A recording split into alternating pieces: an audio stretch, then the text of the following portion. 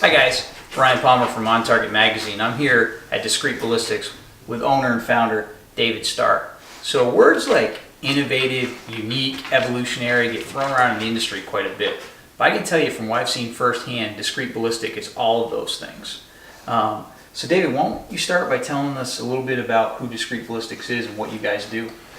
So Discreet Ballistics is a small ammunition company, and we focus exclusively on subsonic centerfire rifle ammunition. We currently offer 300 blackout and 308 in target and hunting varieties. Now, what really sets you apart from some of these other manufacturers? So there are a lot of manufacturers out there making subsonic ammunition, but as far as I know, there's none that does subsonic ammunition exclusively. And when we set out to start our company, we thought that would be something that people would be interested in, because we'd be able to focus primarily on subsonic and not have to worry ourselves about offering as large of a menu of different cartridges as possible. Sure. Now, so how'd you even get into the ammo business? Well, I've been a small bore shooter as a kid. Did a lot of competition, and then moved into high power rifle and started doing some reloading with my dad, who was a bench rest shooter. So I've been around firearms my whole life, and then I was part of the founding team of Mark 7 Reloading, which is a company that does automation for reloading equipment. And they ended up moving down to Florida, and I moved up to New Hampshire, and I kind of surveyed the ammunition industry and saw that there was an opportunity for a company to specialize in subsonic ammunition. Cool. Now, how do your projectiles work? Because certainly they look a lot different than anything else on the market today. Well, yeah, I mean, with the projectiles that we make with our partners, Peregrine Bullets out of Pretoria, South Africa, in order to get a projectile to be terminally effective at subsonic velocities, you have to make it so that it opens up well in gel. And I don't know if you can see this on the camera, but sure. Basically it's a solid copper machine projectile, and that's what it looks like opened up. And then this is what it looks like before it opens up. And it doesn't have to look unique, but it is unique looking, because you're working with a lot of forces here where the bullet, a conventional bullet would not open up at subsonic velocities. It would really just sail right through. So we had to make sure that this was designed to open up and create actual trauma at the lower subsonic speeds. Now, to me, the most unique looking part of this bullet is what you call this kind of front cavity here. Now, explain to me what's going on there. So the front cavity is designed to basically capture fluid or tissue or organic material, and through a hydraulic process, have these pre-cut petals peel back. As you can see on that one, as it's going through the target, the petals will peel back in the first maybe third of the target, well, maybe first quarter of the target, and then will continue as a fully expanded projectile throughout the target and create basically the worst trauma or the best trauma possible for something with that little energy. Yeah, because from what I'm seeing, this thing is basically like a hole saw or like a boat propeller. It's just pushing its way through, spinning at 900 feet per second, going through an organic material like a hog or a deer. The trauma that's going to be creating is going to be so lethal that it's just killing stuff. Yeah, I mean, the way you kill animals with a firearm is through massive drop in blood pressure. That's how animals die. It's not hydrostatic shock or anything like that. And this bullet does a lot of cutting. In fact, one of our customers down in Georgia, who's an avid hog hunter, I asked him if he could explain how he thought the bullet worked compared to more conventional subsonic ammunition. He said the thing with your bullet is that it cuts and chops. And I thought those were two very simple words, but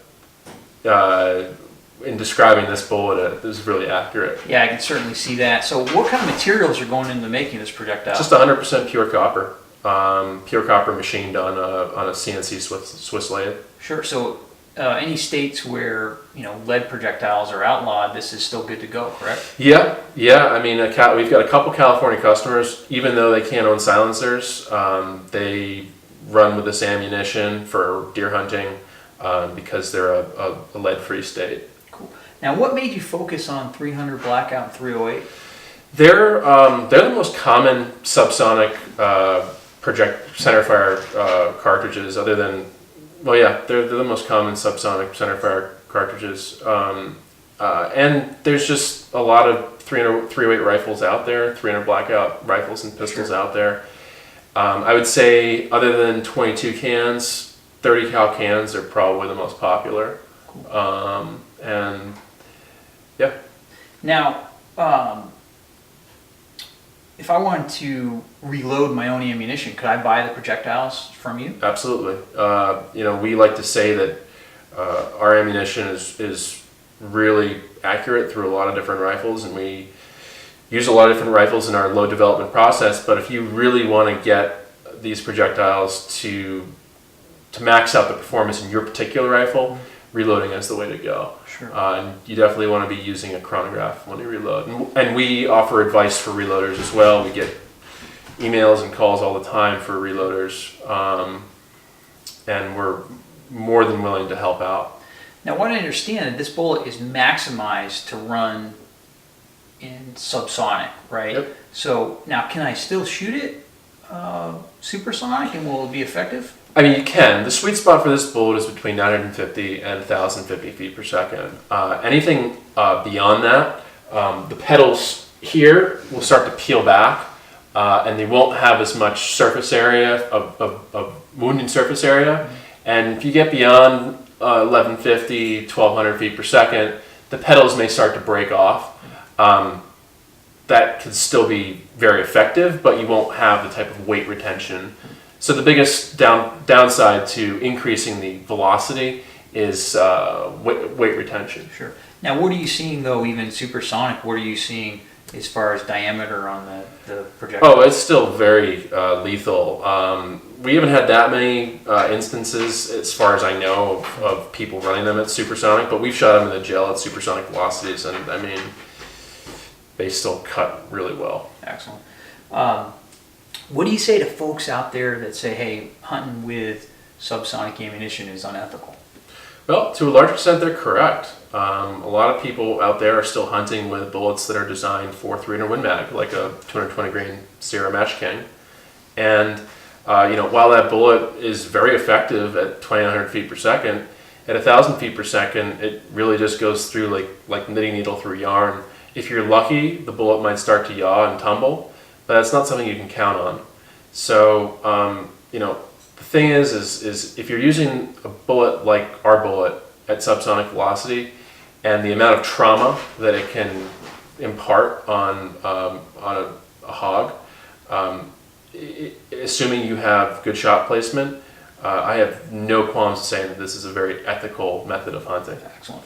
Now, being that this is kind of a premium bullet, do you guys offer any sort of practice rounds? We do. We have both target and hunting ammunition. The target ammunition is 190 grain, and we load that for 308 and 300 blackout, and that is ballistically matched to our hunting ammunition.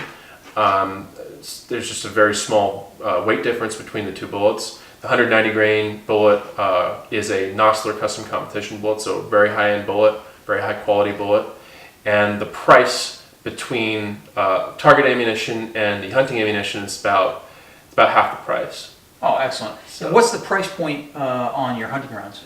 Hunting rounds, our 308 hunting load is $42.99 for a box of 20, and then for 300 blackout, for a sleeve of 20 is $36.99. So not the least expensive ammunition out there, but it's very effective. Excellent. Now, most importantly, probably to you, where can somebody order your ammunition, or where can they pick it up?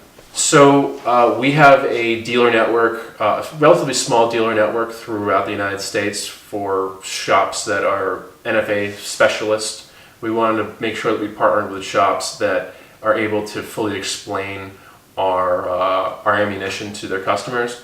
Or you can just go right on our website and order directly from us, and we ship UPS ground, and usually we ship either same day or next day. Excellent. And that's discreetballistics.com, right? Discreetballistics.com. And we can find you on Instagram and Facebook at Discreet Ballistics and /Discreet Ballistics. And don't forget to check us out on targetmagazine.com. Thanks, guys.